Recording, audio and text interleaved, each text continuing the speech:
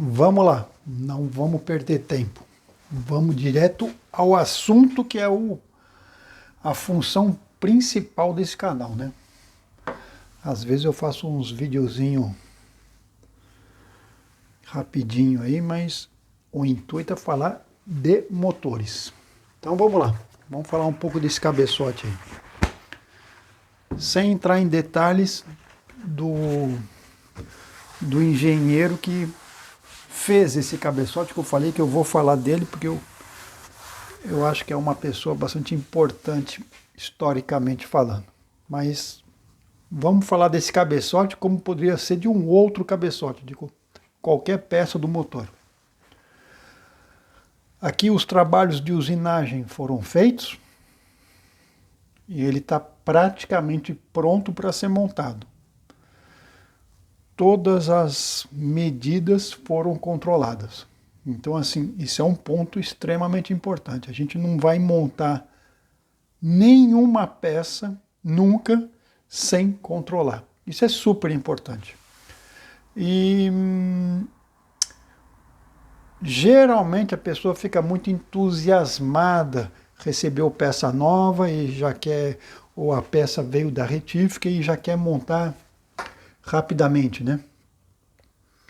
E aí, o que acontece muitas vezes, eu compro uma peça como essa válvula, por exemplo, ela é nova, então assim, no meu entender, ela está perfeita, então eu já posso montar diretamente no meu motor. E muitas vezes é aí que começam os problemas, pelo fato de não controlar suficientemente, tá? Então isso tem que mudar essa maneira de pensar assim. Outro ponto que eu acho que é muito, muito típico do brasileiro, tá? Eu não estou falando isso, não é uma crítica, mas é assim, é algo assim que é muito diferente daqui. Eu tenho uma impressão, pelo menos na minha época no Brasil, que muitos mecânicos têm a tendência de deixar a responsabilidade na mão do pessoal da retífica.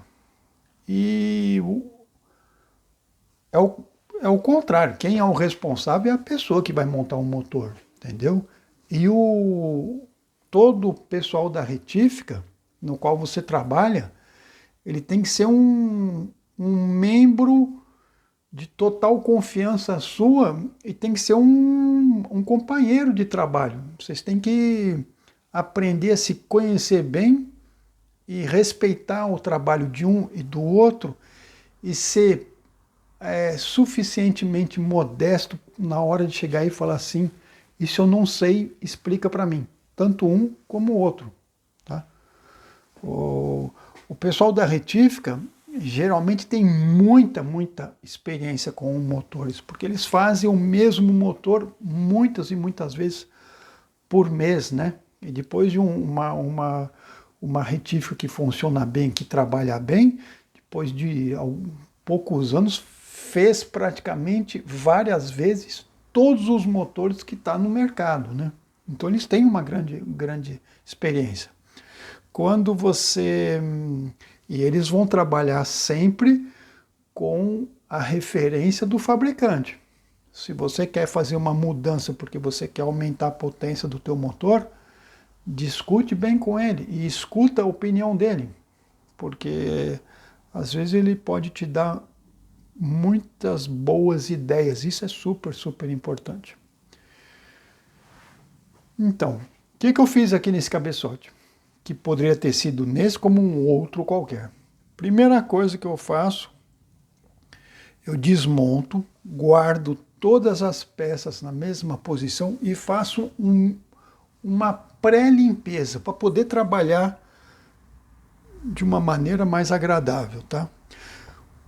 Como esse motor estava funcionando e estava funcionando relativamente bem, ele estava muito cansado, ele estava com não tinha mais torque, não tinha mais potência.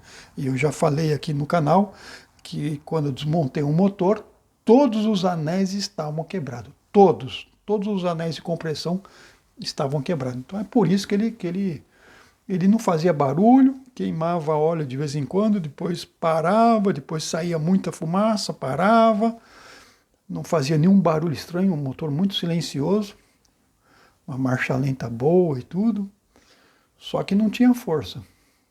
Então eu falei assim, tem que desmontar. Então ele estava funcionando corretamente. Então nesse caso aqui eu não tinha uma suspeita que o cabeçote, por exemplo, estava trincado. Mas se eu estou trabalhando num motor que eu desmontei e eu estou achando que tem realmente uma trinca, eu faço só uma simples limpeza assim, mas porque eu não gosto de entregar peça muito suja para o retificador, é um respeito, tá?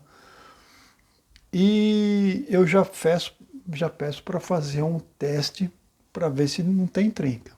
Como é que eu vou fazer esse teste? A gente vai tampar todas as saídas aqui de circulação de água, vai fazer com água quente. Eu gosto bastante, 85 graus Celsius, tá? Temperatura, e coloca uma pressão para ver se não está saindo. Coloca aí 5, 6 bar, já está. Se tiver uma. E deixa um bom tempo lá, sabe? Deixa 15 minutos lá para ver se não tem uma trinca. Não tem trinca, já é um bom sinal. Então eu posso começar a realmente trabalhar com a minha peça. Então volta para a oficina. Nesse caso eu não fiz aqui, mas se eu tinha uma suspeita de trinca, eu volto para a oficina e aí eu vou fazer um controle de todas as medidas. Ah, mas está tudo gasto. Para que fazer? Eu gosto porque assim a gente aprende muito sobre aonde que o motor se desgastou. Então isso é um ótimo procedimento, tá? Então, por exemplo, uma haste de válvula, eu vou fazer 6 medidas. Eu vou pegar a minha superfície de contato no meu guia, a superfície que ela trabalha, eu vou fazer uma medida aqui, uma medida no meio e uma medida aqui na extrema. Depois viro 90 graus e faço mais 1, 2, 3, 6 medidas. E aí eu tenho já uma boa noção do desgaste. Vou fazer a mesma coisa no guia interno, né, para ver como que ele se desgastou. Eu vou fazer a medida da altura. Eu vou medir a rugosidade da superfície. Eu vou medir se o meu cabeçote está empenado. Tudo isso eu vou anotando. Eu vou medir o volume da minha câmara de combustão. Eu vou medir a altura do posicionamento das minhas velas de ignição com o torque adequado. Isso é algo importante. Eu vou controlar a superfície de apoio, aqui no caso aqui, aonde vai o meu conjunto de balancins. Isso é muito, muito importante. Deixa eu virar aqui assim. Tá? Então, essa superfície aqui, aonde vai o conjunto que vai aqui nesses prisioneiros aqui, eu preciso controlar isso. Eu vou controlar o comprimento da minha válvula para medir o desgaste. Eu vou controlar a altura de sede. Tá? Isso realmente é muito, muito importante.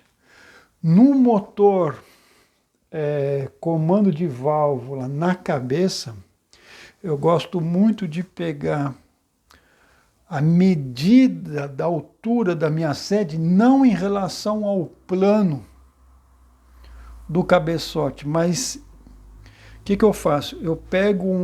Eu usino um eixo, eu retifico realmente um eixo do mesmo diâmetro dos mancais de apoio do comando de válvula. E aí eu coloco, e aí eu vou medir sempre com a mesma válvula, a distância entre a haste de válvula e esse eixo. E aí eu sei medir a altura da minha sede. Tá? Isso é algo muito, muito importante. Realmente muito, muito importante. Pessoal, qual é a função, uma das funções principais do preparador de motores?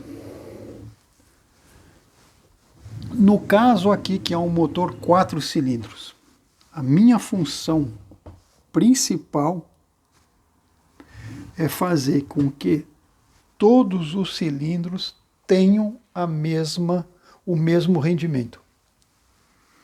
E isso é muito difícil, tá? Tecnicamente falando, é impossível.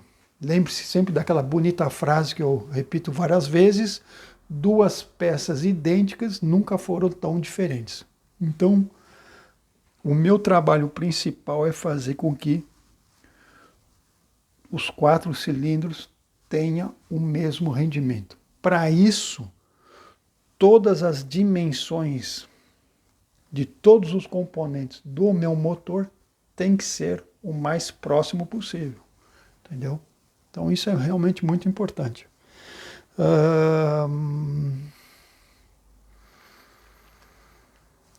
Que eu, uma vez tudo controlado isso, eu anoto. No caso aqui eu fiquei surpreso, o guia de válvula estava com muito bom aspecto, estava com muito pouco desgaste, estava ainda dentro da tolerância do fabricante. A mesma coisa a altura da sede de válvula, tá?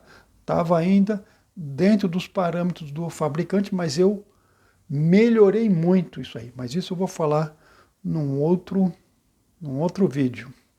Outra coisa que me chamou muita atenção é a rugosidade da superfície de usinagem aqui, né, da face aqui do cabeçote, no modelo original. Tá? Aqui tá bem lisinho, aqui tá com não sei como é que tá a imagem aí, mas tá com óleo, então não tá assim perfeito. Mas deixa eu avançar um pouquinho aqui, vai. Mas agora esse cabeçote está com uma superfície muito mais lisa, tá? A versão original é muito mais grosseira, mas a versão original tinha na época uma outra junta do cabeçote. Então, isso é um dado realmente também muito importante. Tem gente que quer, pede sempre que quer assim, quase como um espelho. Então acha que quanto mais liso, melhor. Toma muito cuidado com isso. Para cada tipo de junta de cabeçote, existe uma rugosidade que é preconizada. Isso é muito importante. Quando a gente vai utilizar uma junta de cabeçote de material composite, a gente vai usar uma certa rugosidade. Quando a gente vai utilizar MLS, né, multilayer steel, vai ser uma outra rugosidade. Eu vou utilizar uma junta de cobre, por exemplo, eu vou utilizar uma outra rugosidade de superfície, tanto do cabeçote como na superfície do bloco, tá bom? Outro detalhe muito importante é bem limpar toda a galeria onde circula, o líquido de arrefecimento. Isso é muito importante. E eu vou mostrar algo, eu fico olhando, sabe? Eu pego a câmera assim e fico olhando lá dentro. Vamos ver se eu acho aqui um detalhe que eu tinha guardado. Ah, tá aqui. Vocês não vão acreditar. Eu gosto muito de ficar observando com a câmera aqui dentro, porque se você tem o hábito de fazer isso, você vai ver que às vezes a gente vê uns arames. Hoje em dia não se vê mais, tá? Por quê? Porque o molde é feito de uma outra maneira. Mas antigamente existiam alguns arames que eram colocados na hora da montagem do molde de areia, tá? O molde de areia com uma resina, né? E esse arame servia para manter na boa posição todas as peças do molde durante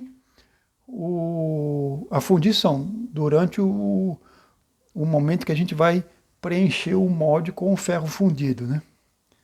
E olha o que eu achei. Dentro, eu consegui tirar por aqui assim, olha o que eu achei dentro desse cabeçote. Tá. Isso aqui estava lá dentro.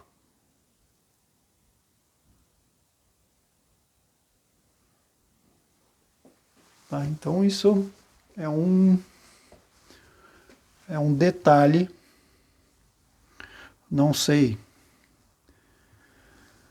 o que é isso, por que está isso aí, mas eu desconfio até que talvez é uma ferramenta, não sei o que é, mas não faz parte do cabeçote, porque aqui assim dá para ver como se fosse uma antiga rosca. E aqui tem uma